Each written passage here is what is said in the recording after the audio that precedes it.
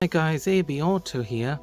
So today I'm going to be doing a video showing you how to replace an idler pulley on the drive belt on a Mercedes-Benz.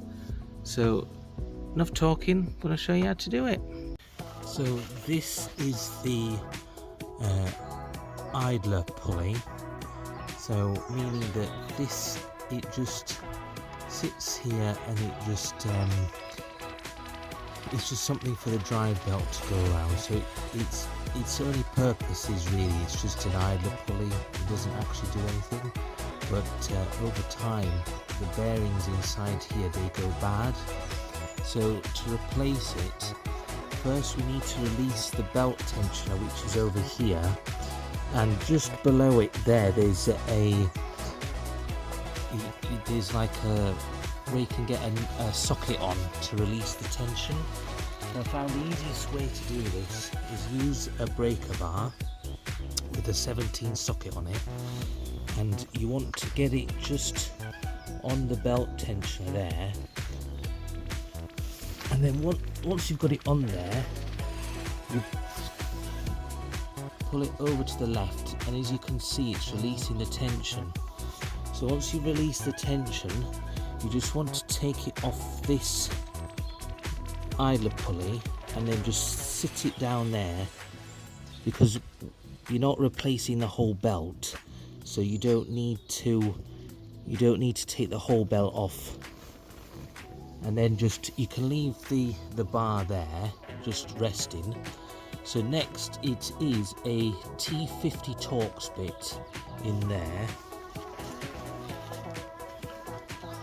So T50 Torx bit in here, lefty loosey, and you can use an impact for this to make the job quicker, and try and get it like that.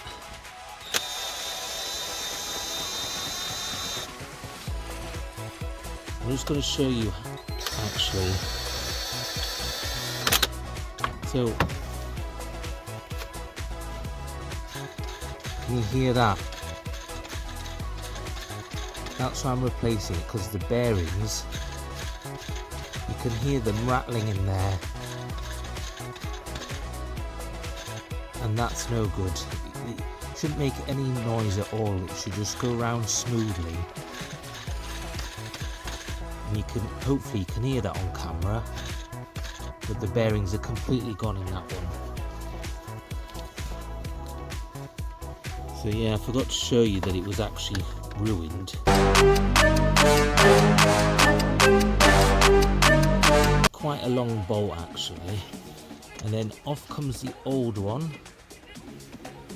In the bin that goes. And then we've got ourselves a brand new SKF one. And as you know, I absolutely love SKF bearings. I think they're the best ones you can get in the world. I think you can get FAG ones as well, but I think the SKF ones last the longest. So get this out of its box. There's a nice new one in here. So the way it goes back on is this side, you can see it's got those little indentations. So that side goes against the engine block like that, and then when you get your long bolt again, and it's just putting it on is exactly the same as taking it off, but in reverse. So I like to just finger tighten it to about there, and then it's very important that you do not use the impact to tighten it up, because that can damage that. So just want to get yourself a ratchet and do it that way, and then I'm just going to tighten this just until it's snug. There, just snug. You don't want to over tighten it. So now I want to spin it, and you'll hear how silent it is. See?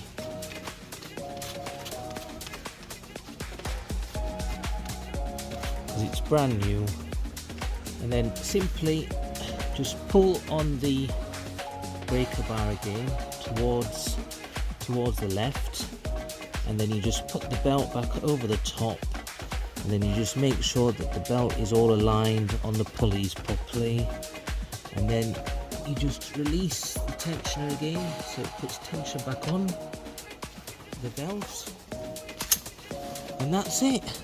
Just make sure that the belt feels tight, which it does.